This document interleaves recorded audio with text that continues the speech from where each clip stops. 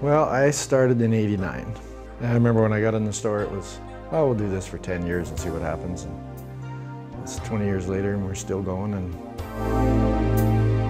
what I often tell people is that when they're looking at a Janome, I say, if you just stare at it, it'll tell you what you want to know. I mean, if you want to cut the thread, there's a pair of scissors on there. If you want single pattern, it'll say single pattern. They make sense. The first Janome electronic I sold. It's really funny because I just bought the store.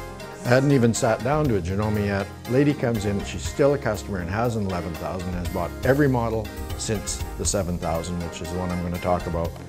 And she comes in and she says, I think I'd like that sewing machine there. And I'm showing it to her.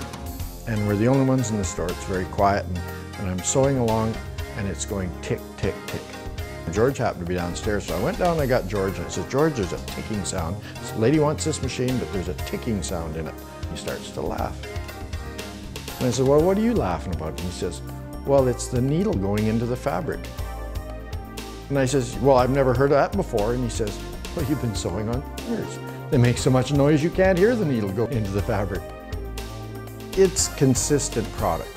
You know, we know what it's going to do when we take it out of the box. It's easy for the customer to learn. Janome's #1 in our store now, and I don't see that ever changing.